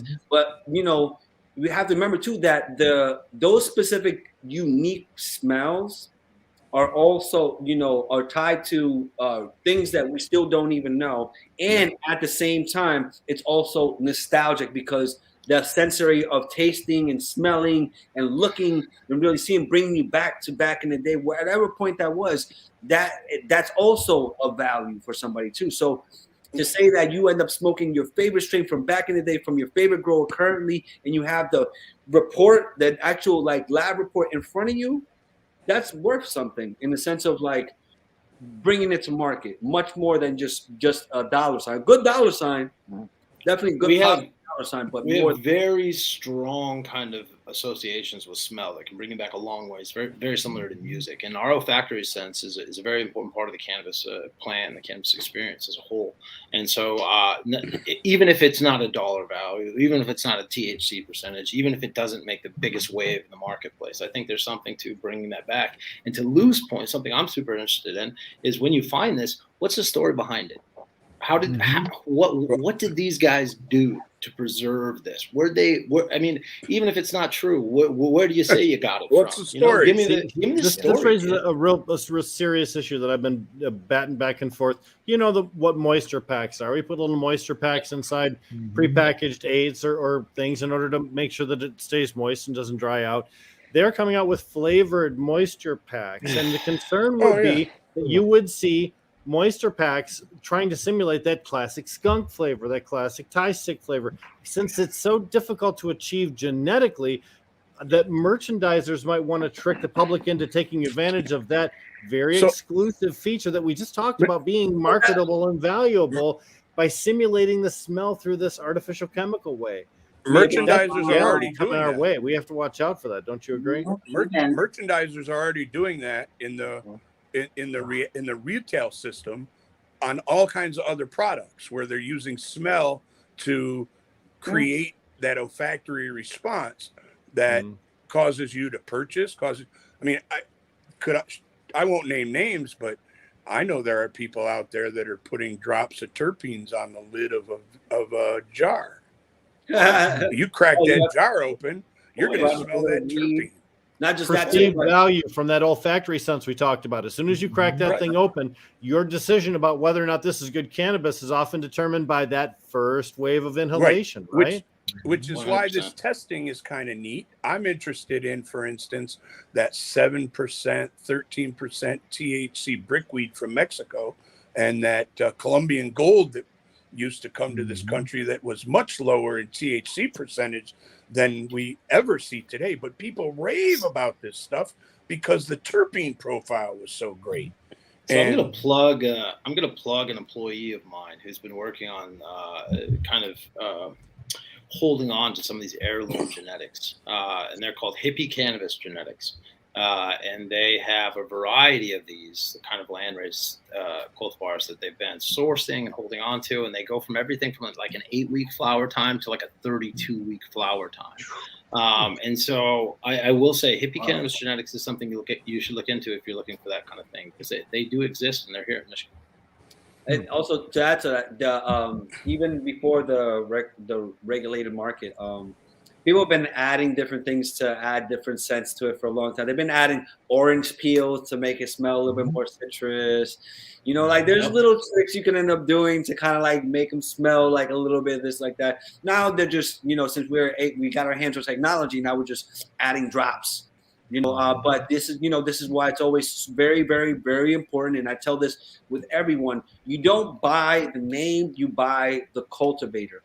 The cultivator is what's going to decide the environment. The cultivator, and people, we've been talking about this off and on today, is actually part of the environment that your plants are in. Without the cultivator, the lights don't get turned on, the water doesn't get turned on, the nutrients don't get mixed. The cultivator is part of the environment, and people need to make sure that they end up calculating that you understand what's actually happening within the room, you understand what's happening within smell, using all these sensories to actually like get this going. A lot of packaging takes place after cultivators release the cannabis, though. You get processors, you got retailers that break it down into smaller packs. If there were to be adulteration, it would happen. It wouldn't be at the cultivator level. It would be at that next level where the final packaging is put forth. So, I mean, I totally believe in the cultivators, but at a certain point, I think the issue that we're discussing kind of goes beyond their reputation, though. It can, but the caveat to that, is some cultivators have their own brand. They do all their own packaging. They do all their own dry cure trim, and they put it into their own packaging and send it out. And I would say those cultivators are the ones that are worth paying a little bit more attention to. You know, Lou, you had mentioned, haze, or we're talking about these, sativa landrace strains, right? One of the things I think we discount is having cultivators that have the skill to take these plants to the finish line. You know, you're talking 32 weeks. You know, when I see a grower, like, show me what you got in week 6. You know what I mean? At least then shit starts to go downhill week 2, week 3. And finding folks having the skill and the knowledge and the history to be able to bring these old school strain, cultivars that are taking, 4 months to finish flowering. That's a whole nother ball of wax, because you have these home growers that just don't know anything. It's a learning process. So I think education is a key point to this as well. So I'm going to tell you. Hold on a second, Mr. Hash. The reason that we've actually gotten away from the longer sativa flowering time tends to be a lot of the actual regulated market. The regulated market wants to actually, for Excel sheet production purposes, it just makes sense to them dealing with the 2-month, the 8-week mark type of thing, like that. But if you actually talk to a long flowering cultivator, they'll tell you that they do have less harvests per year than a 2-month one, but they end up producing about the same amount of cannabis per gram. So it starts raising the question, well, I don't need to do 6. I can only do 4. And it's all really about understanding that, the genetics with a longer flowering time is different than everything else.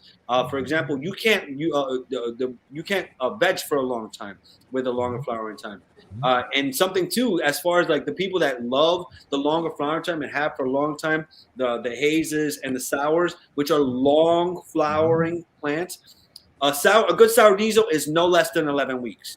Yeah, 77 days. 77 days. All period. That's a minimum, mind you, minimum.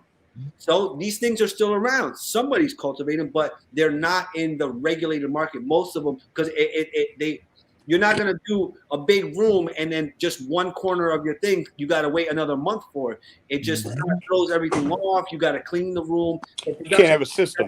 That's exactly it. When you don't generate as many profitable harvests, doesn't fit the business model. Out even a week. That's right. But something that I need to throw in there for everyone to really remember is that these longer flowering time flowers are actually rarer.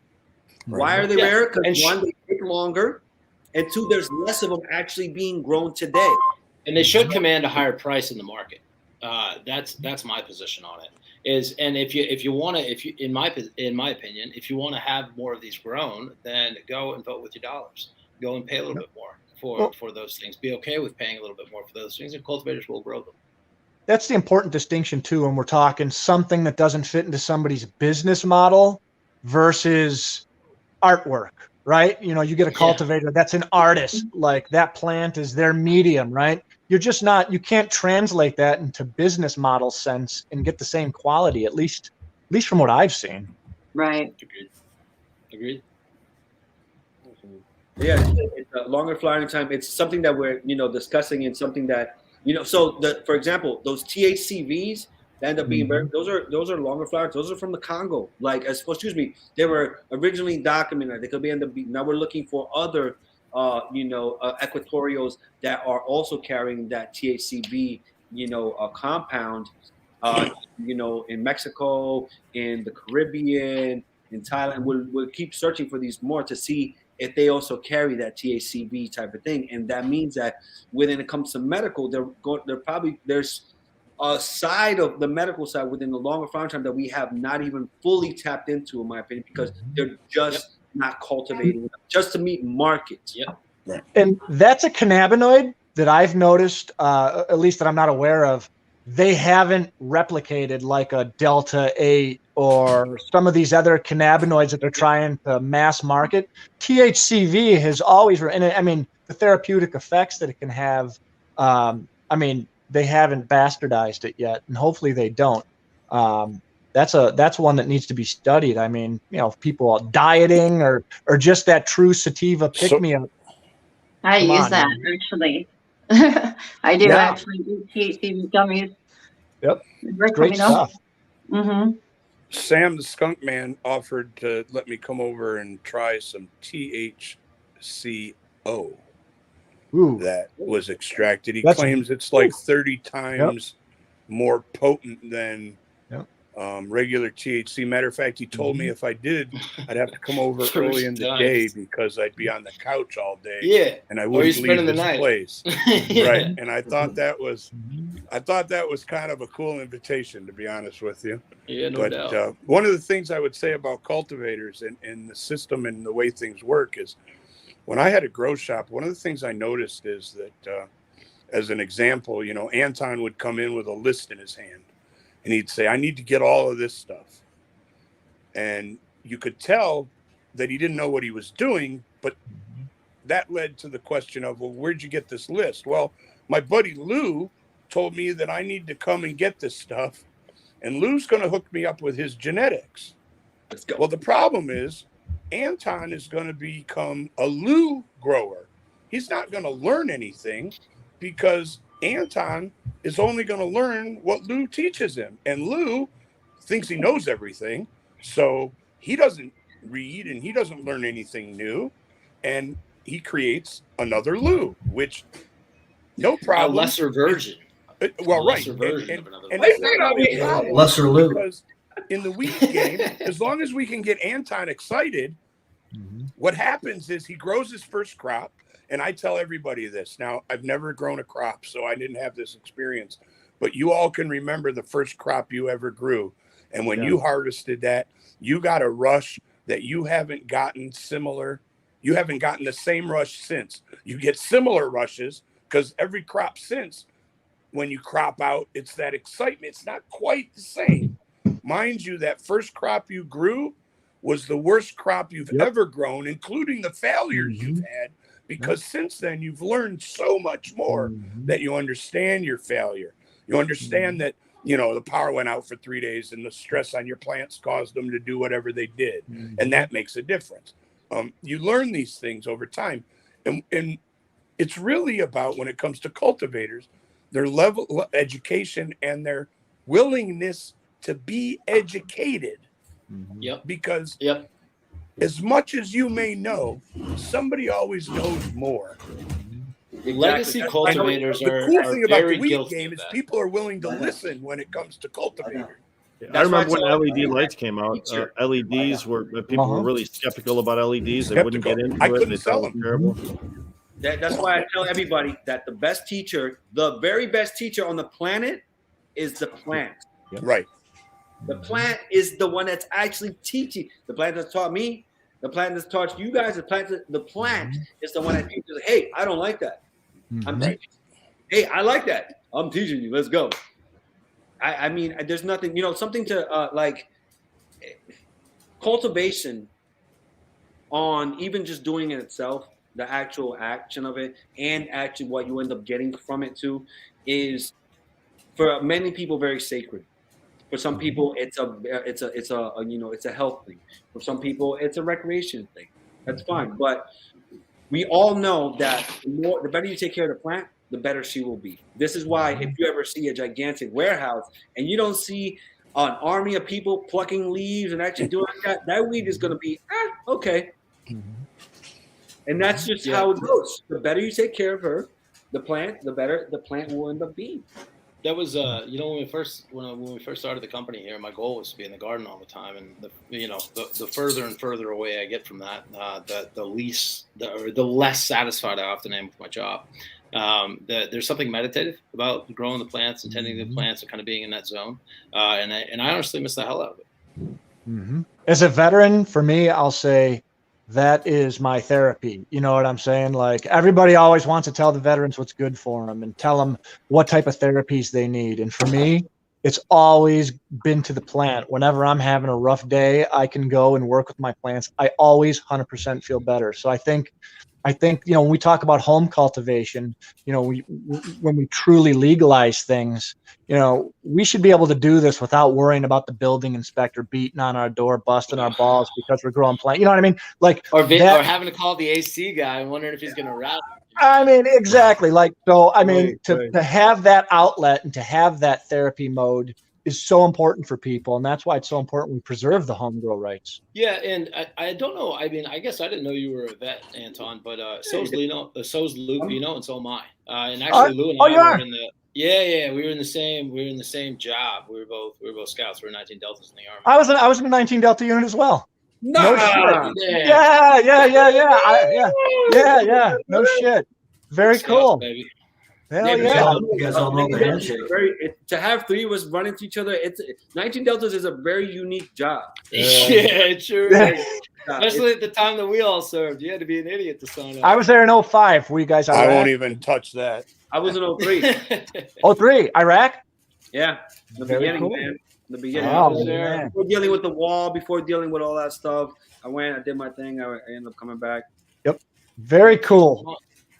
Very cool. We'll have to speak again, I'm sure. That's cool to hear. Definitely. But yeah, this is what, cultivation. Though now, not to kind of like that, but what is, Paul, did Detroit end up taking any kind of stance dealing with the caregiver crap that's actually happening, like now as far as with the state side, anything like, cause it's a shame that the caregiver started off and was actually supplying the dispensaries their overages and got the system off the ground, and now come back like that. Now they're being attacked. It seems right. But Paul, what have you heard? Well, Detroit, when they passed their retail ordinance, they eliminated the caregiver center. So there's no more of this, old school caregiver center, old school dispensary style. And they've really, in the past 6-8 months, really since maybe July or so, they've got this task force where the city's working with DPD to shut down the unlicensed businesses, or what they now have a ticket called as MRTMA without a license, right? So they're shutting down all the unlicensed everybody, and they're even giving a lot of grief to the growers, right? So you have a clean and regular caregiver grow, but you don't have associated permits. They're going to come in there, write you a ticket, make all these permits and inspections and things like that, which, and the question is that if there's no ordinance that allows me to be a caregiver in a commercial setting, can I actually get approved for this? So I'm in some of those battles now, but most of it is Detroit's using it as a way to, kind of clean out the riffraff, if you will, get the unlicensed out of there, get everybody, known, get them all identified, get them all kind of playing by some kind of same set of rules. So that's really easier on the enforcement, because they're really into the whole, you can't call the cops on it because it's not illegal, but if they're not code compliant, well, I've got clients that are getting, the doors kicked in for code issues. Code issues. issues. Right. Wow. Right. And it's should be creating able to a whole defend your list of property on problems. that one. Hey, you know what you guys Well, want that's to the issue, is that civil sorry. infraction, you get SWAT team involved in civil infraction. When did that happen? Hey, we're being visited by Mitzi Ruddick, Black Cannabis Access, many other groups and organizations. Been around for a while, doing some great work in Detroit.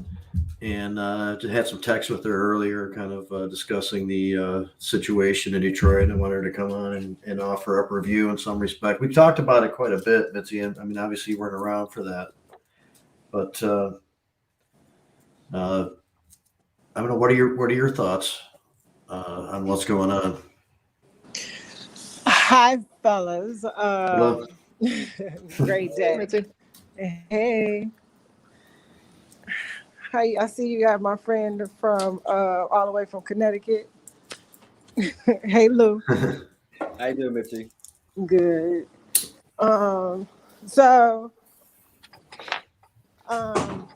If you all know what, well, Rick and Jamie knows that I've been fighting for a long time for Detroiters to be a part in this industry in a greater number as owners. Right now we're at 9%. 9%. So what I see in this ordinance is not going to create any more than that. And that's where I have an issue with the ordinance. It's just not creating the opportunity that we need in this industry. Is there another way of going about it that passes this constitutional challenge that's now on immediately started again?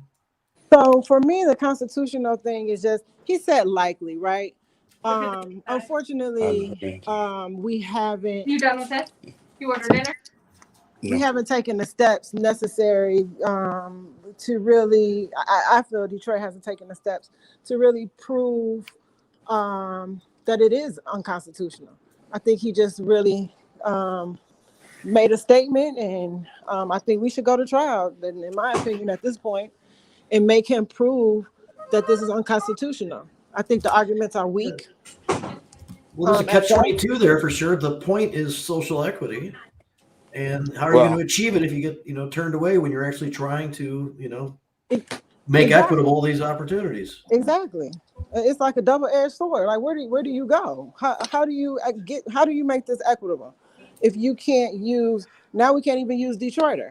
Like, can't be a resident, right? You can't be a resident. And they've already lost that battle on the city level when it came to city employees. So they know not to touch residency. That's why it never appeared.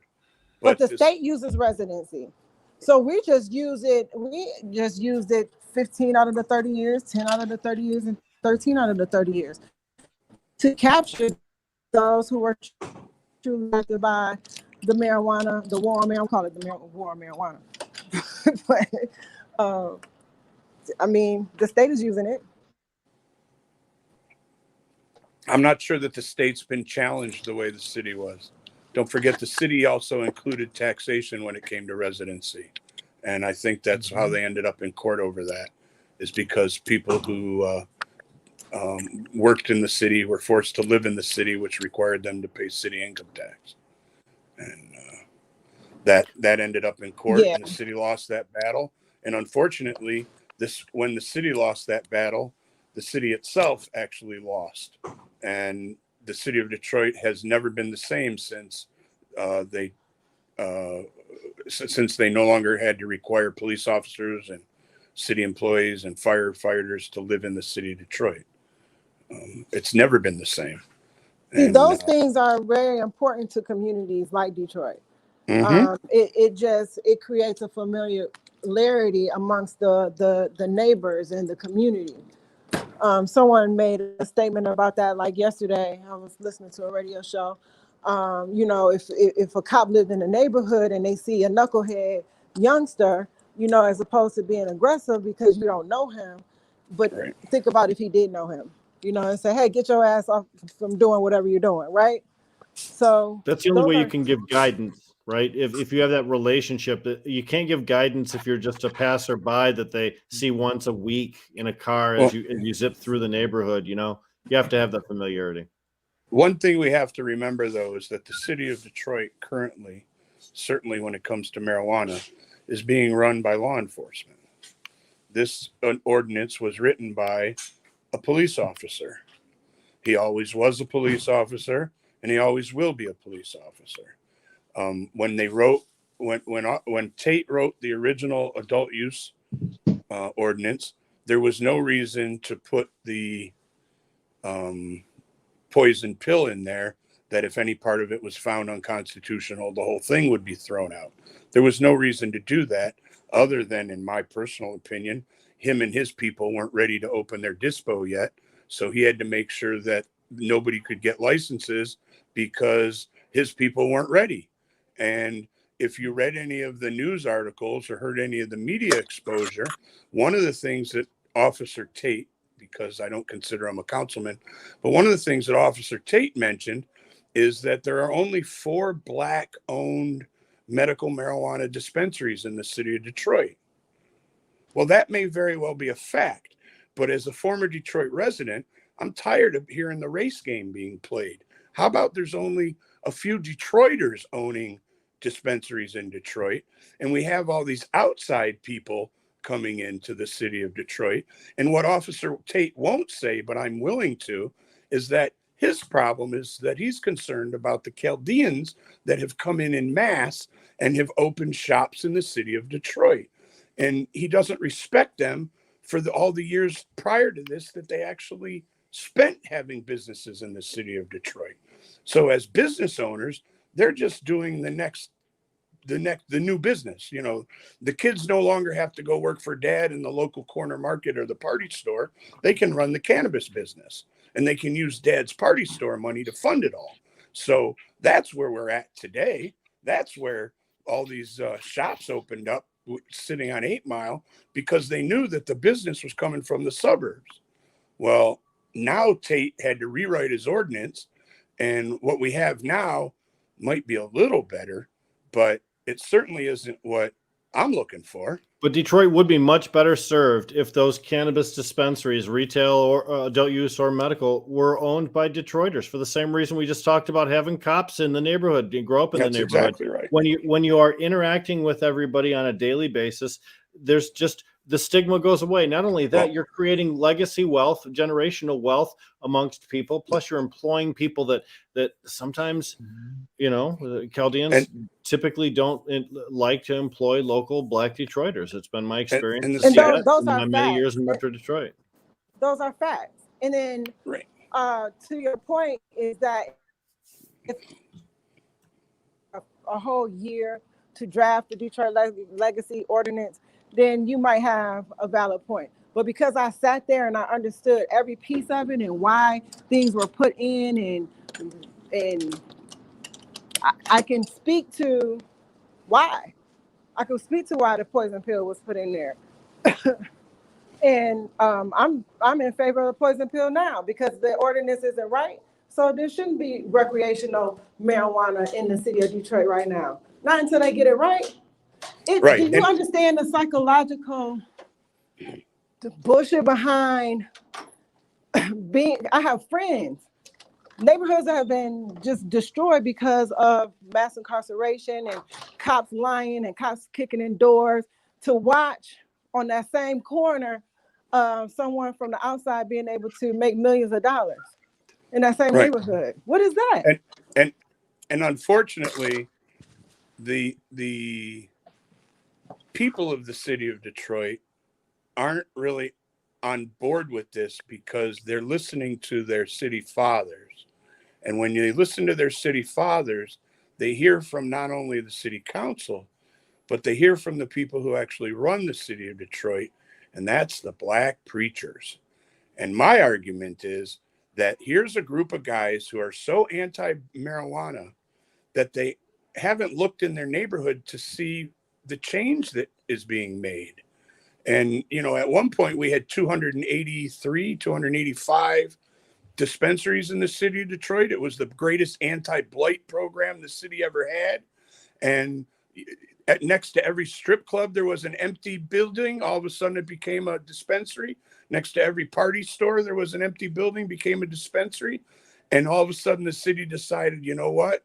We don't want this in our city. Hey, And you know why? what, though, Because they Adam, were- I hate to interrupt, Adam, but we're almost out of time here on the show. And Mitzi just joined us late, and I want to give her an opportunity to, sure. to be able to discuss anything else she wants to about the ordinance. One of the things in the ordinance, Mitzi, is that previously they had a 1% requirement, 1% of gross sales going to local community groups, and now that 1% has been slashed to 0.25 of a percent. 2.25. That is Right. crazy. Right. I mean, I'm just livid. That floored me. That one floored me. The city's been misfiring on their response to this, starting from when the proliferation of these places were going on in the early days, and not stepping up to do something that makes any sense whatsoever, and creating a lot of predicaments. But that's where we are. We're definitely going to have to revisit this again. There's going to be developments, of course, along the way, and I guess there's a lot to talk about. Mitzi, hopefully we'll have you back on and be able to have you on for longer. Awesome. Thanks for the invite. You all have a great evening. Yeah, the main question has to be that, who is benefiting from this? Yeah. It's always like, who is that one that's benefiting from this specific kind of thing, one way or another? Delay. Sometimes it's not always about who benefits. Sometimes it's about inflicting pain, and what you're really doing is you're denying all the existing license holders in the medical market in Detroit the opportunity to sell recreational cannabis. And every day that they don't have a rec license is a day where they lose money to the suburbs. So sometimes it's not necessarily about empowering yourself. Sometimes it is about disadvantaging others. So yeah, the devil's in the details, though. So when you go to do it, you want to do it as Mitzi Follow says, the money. do it right. Yeah, that's true. Look and see who owns what. So Lou and Nate, and we only got a couple minutes left, but I am kind of curious, like what, if within a couple of words, if you guys have an insight on what kind of trends we're going to see in following months, if there's certain flavors or essence or something new that's going to be kind of introduced, and, like we see from time to time, if there's something out there to look out for, and then anything else you guys want to add to make sure that we get to before we end the show.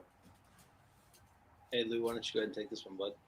All right. So, besides, continuing to, seek out more competence cultivation laws and competence regulations, besides that, bringing, more genetic to more people so they can cultivate at home. And I predict that if people don't quit attacking home cultivators, there's going to be more boycotts, right? That's a simple one. As far as flavors, I believe either it's going to be garlic or cherry. Nice. Yeah. My prediction is a little bit different. We're seeing a little bit more kind of interest in the Kims, the Funks, the Skunks. I think sometimes as the market matures, so the entrance into a market, there's a lot of relatively new consumers into it. So they're looking for the fruity stuff, the sweet stuff, and things like that. And then as it starts to mature, people are like, okay, man, I've had my 27th trop cookie, right? And then they're thinking, hey, man, what's weird or new or different? So I think those OGs are going to make a pretty good comeback. They're a little harder to grow. They don't yield quite as well, things like that. But I think those OGs are going to make a comeback. I think Kushes are. And I think funks and the weird stuff, like the burnt rubber and, kind of rotten stuff. I've got something right now. We're hunting, and it smells like, when you have a compost dish and you put it behind your sink and you're putting all your fruit shavings and pits and stuff in there, and you leave it for 4 or 5 days. You forgot about it. You got busy. You go back. You smell. You go, oof. Just that sweet kind of fermented fruit. We got one of those, and I think that's going to be a hit. I was thinking about cherry pie when Lou said the cherry flavor coming back. That was a great strain. I love that. I'm sorry, that's what I meant. Cherry pie. I just said cherry for sure. Yeah, the cherry, specifically the cherry pie. I bet last year I had a lot of breeders that were asking me for different type of cherry pie cuts, different cherry pie, crosses, and that they've been actually breeding into it. So if it ends up coming out, it'll probably come out more later this year. And I'm hoping that we're over this kind of rush phase, and I think some of the garlic coming too. But honestly, I think that's kind of like for Michigan specifically, it ends up being whichever ends up hash.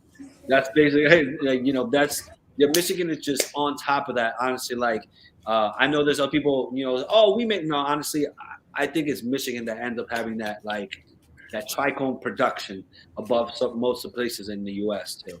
So wow, awesome, very cool. Hey, Paul, do you want to make sure you wrap anything up or give us some final thoughts? Let me know where I can get some sour diesel. That's my I got you, bud. Obviously people start understanding how cannabis works a little bit more. It's a lot more complex, and even some people have been involved for a while, I imagine sometimes. But as people realize what it takes to get some of these specialty things, and that those specialty things are worth having and stuff, that's where the education comes in, and people want those things again. There's a reason to bring them back, and I'd like to see that that's going on. It seems like that's happening now. We're trying, Jamie. Right on.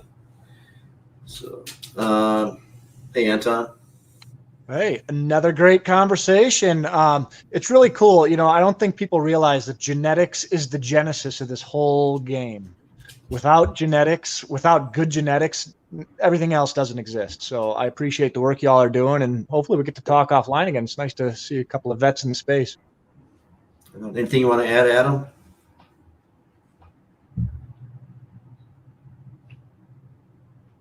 It's probably good. He's been muted. He's on mute. He thinks he's corrected it, but he has not. I couldn't unmute. Sorry. There it is. Oh, no. Anything else? No, I'm just waiting for these guys to I'm waiting for the skunk, man. I'm a big skunk fan, and I'm waiting for the old school stuff to come back. I'm a big fan. I'll send you a variety pack. Hey, I'm accepting of all variety packs, and I will be happy to comment on it. Once again, it's really about the cultivators, so I appreciate every individual's work, and I'm impressed by most of what I see, and always like to try stuff out. So I appreciate you guys doing what you do. Right on. Thank you. So we talked about Mundy Township. Just want to add again, people should check that out and support if you possibly can. And then before Latrish left, she let me know that Freeman also is now that's facing a stupid ordinance. So we'll talk about all those some more next week. But Rick, would you like to wrap us up? Well, we talked a lot about genetics, and to be honest with you, that's the oldest way in which mankind has been manipulating cannabis plants for thousands of years, back to the Scythians, back to the plains of Eurasia, from our deepest records that we can find. Even now, popping up in ancient tombs, cannabis as one of the 5 essential cultivated crops of the ancient Chinese culture.